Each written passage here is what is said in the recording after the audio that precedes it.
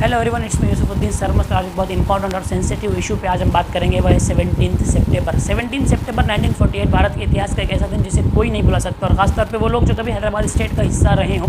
17 सितंबर को कोई liberation day के तौर पर सेलिब्रेट करता है, कोई ब्लैक डे के तौर पर मनाता है। तो आज के इस वीडियो में हम आपको हिस्टोरिकल फैक्ट के साथ, ऐतिहासिक तत्वों के साथ बताएंगे कि 17 सितंबर 1947 को आखिर हुआ क्या था।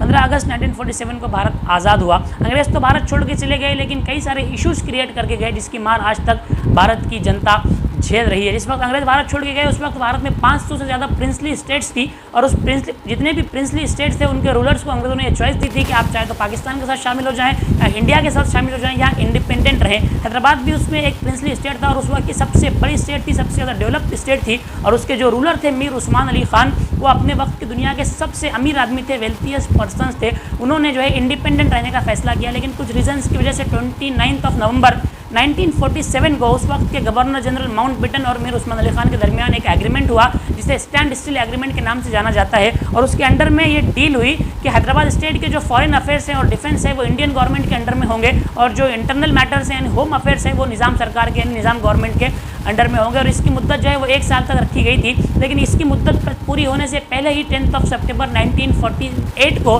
पंडित नेहरू ने ये अल्टीमेटम दिया कि with great regret we intend to occupy Secunderabad. हम बड़े अफसोस के साथ सिकंदराबाद पर कब्जे का इरादा रखते हैं। और उस वक्त के होम मिनिस्टर वल्लभ भाई पटेल ने इसको एक ऑपरेशन पोलो का नाम दिया, और जनरल JN चौधरी की सरबराही में भारतीय फौज ने हैदराबाद को चारों तरफ से घेर लिया, और मुसलमानों के कत्लेआम का एक नंगा नाच शुरू हुआ जिसने मुसलमानों को हर तरह से तबाह कर दिया। गुलबर्गा और बीदर जिले के कई सारे इलाकों में मुसलमानों का कत्लेआम हुआ, और जो मराठवाड़ा के इलाके हैं जिसमें उस्मानाबाद, लातूर, नांदेड़, बीड़, नलदुर्ग में मुसलमानों का जो है बेपनाह कत्लेआम हुआ। उस्मानाबाद में कई सारे मुसलमानों को, लातेदाद मुसलमानों को लाइन में खड़ा करके गोलियों से भून दिया गया। बीदर की जामा मस्जिद में एयरक्राफ्ट के जरिए एयर फायरिंग कराई गई जिसमें कई सारे मुसलमान शहीद हुए। रिपोर्ट्स की माने तो 3 लाख से ज़्यादा मुसलमानों का कत्लेआम हुआ। ख़वातीन की इज्जतें लूटी गई, करोड़ों अरबों रुपए की प्रॉपर्टी पे कब्जा कर लिया गया। और मौलाना अबुल कलाम आज़ाद के फोर्स करने पर, मौलाना अबुल कलाम आज़ाद के इसरार पर पंडित नेहरू ने इसके इन्वेस्टिगेशन के लिए एक कमेटी बनाई जिसे सुंदरलाल कमीशन का नाम दिया गया, और उसके प्रेसिडेंट थे पंडित सुंदरलाल। पंडित सुंदरलाल कमीशन ने जब अपनी रिपोर्ट पेश की तो उन्होंने उसमें लिखा कि क्या आपने मुझे डेड बॉडीज़ काउंट करने के लिए भेजा है। इतनी डेड बॉडीज़ उन्होंने देखी और ये कहा कि क्या आपने मुझे डेड बॉडीज़ काउंट करने के लिए भेजा है। सुंदरलाल कमीशन ने यह भी बताया कि यहाँ पे जितनी बाउलियाँ हैं, जितने कुएँ हैं, सारे के सारे मुसलमान औरतों की लाशों से भरे हुए हैं। सुंदरलाल कमीशन में ये भी कहा गया कि मुसलमानों के पास ये सारे हथियार ले लिए गए और फोर्सेस ने उन्हें ज़बरदस्ती घरों से निकाल के बेदर्दी से कत्ल कर दिया।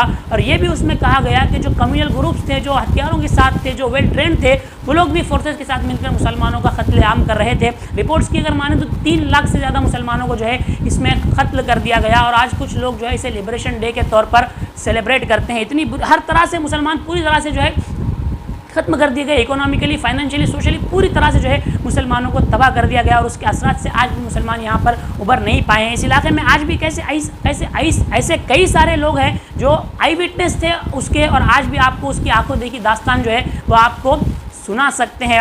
उस वक्त हैदराबाद स्टेट में 47% मुसलमानों का हिस्सेदारी थी सरकारी नौकरियों में, जो कि आज सिर्फ 2% हुई है, और मुसलमान पूरी तरह से जो है तबाह कर दिए गए। और इस मुसलमानों के इस कत्लेआम को आज कुछ लोग लिबरेशन डे के तौर पे मनाते हैं। मैं पूछना चाहता हूँ आपसे कि जर्मनी होलोकास्ट को सेलिब्रेट करता है, नहीं करता है, तो फिर इंडिया में क्यों मुसलमानों के कत्लेआम को लिबरेशन डे के तौर पर सेलिब्रेट किया जाता है।